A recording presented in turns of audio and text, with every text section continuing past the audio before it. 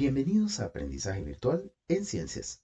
En la tercera parte de este video de nomenclatura para compuestos químicos, vamos a explicar las bases, específicamente dos tipos: las nitrogenoides, que son compuestos binarios, y los hidróxidos, que son compuestos ternarios. Para ello, nosotros necesitamos únicamente de la tabla periódica con sus números de oxidación respectivos. Para el primer caso, que son las bases nitrogenoides, vamos a tener siempre esta nomenclatura, que es un no metal con la H y un 3. Y los elementos que vamos a ver tienen nombres específicos.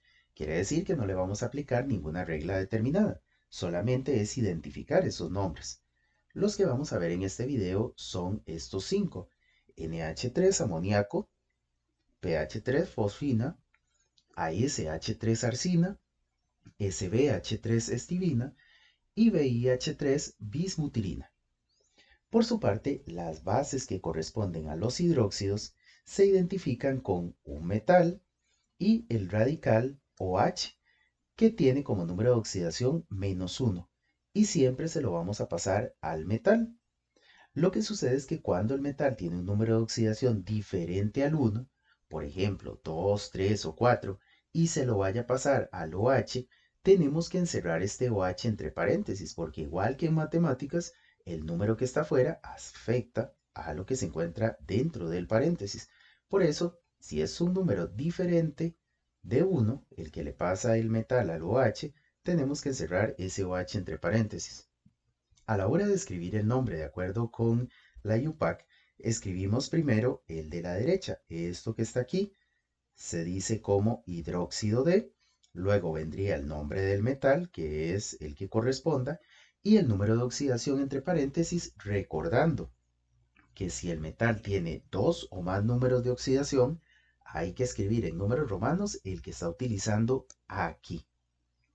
Si tuviera solo un número de oxidación, por ejemplo, que sea solo el 1 o solo el 2 o solo el 3, no es necesario que se coloque entre paréntesis en números romanos. Veamos los primeros ejemplos de los nitrogenoides. Esto es muy sencillo. El amoníaco se identifica como NH3. La fosfina se identifica como PH3. A ese H3 se le llama arsina y SbH3 se le llama estivina.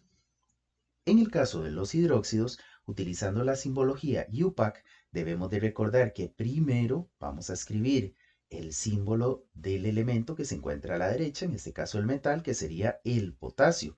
Por lo tanto, primero pondríamos una K y luego lo que corresponde al hidróxido, que es OH. Después de poner la K y el OH, recordemos que tenemos que identificar los números de oxidación e intercambiarlos. Para el OH es muy sencillo, porque es 1, se lo va a pasar al potasio. Pero para el potasio tendríamos que devolvernos para poder observar en la tabla periódica. Potasio también trabaja con 1.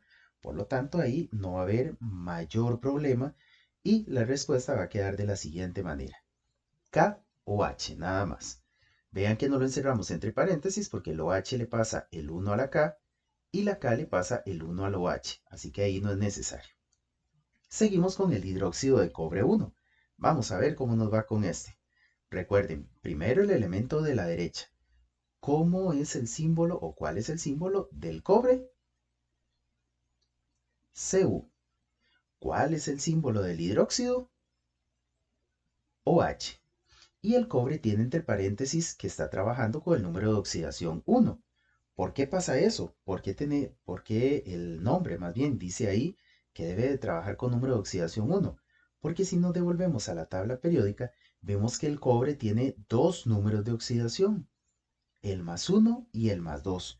Por eso es que se tiene que nombrar con cuál es con el que se está trabajando. Y quedaría de la siguiente manera: CuOH. El 1 del cobre pasa para el hidróxido, no se tiene que poner entre paréntesis, y el 1 del OH pasa para el cobre. Caso contrario, cuando me den la simbología UPAC y yo tenga que escribir el nombre, recuerden primero la palabra o las palabras hidróxido de, luego el nombre del metal y el número de oxidación entre paréntesis si tiene varios. Aquí comenzaríamos con hidróxido de calcio. Muy bien. El calcio le está pasando el 2 al hidróxido. ¿Ven cómo le pasa el 2? Entonces se tiene que encerrar entre paréntesis. Pero el calcio solamente tiene ese número de oxidación. Se lo voy a mostrar aquí en la tabla periódica. Vean el calcio aquí. Solo tiene el número de oxidación 2. Por eso es que no se lo vamos a poner entre paréntesis. Y quedaría de la siguiente manera. Hidróxido de calcio. Nada más. Sin poner entre paréntesis el número romanos el 2 porque solo tiene ese número. Caso contrario pasa con el siguiente ejemplo. A ver, ayúdenme ustedes, ¿cómo quedaría? ¿Cómo se le diría esto?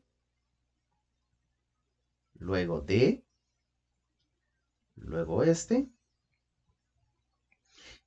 Y este elemento trabaja con dos números de oxidación. Si lo logran ver en la tabla periódica, se van a dar cuenta que hay dos números. ¿Cuál es el que le está pasando? Este de aquí. Entonces, ¿cómo quedaría al final? Hidróxido de hierro 2.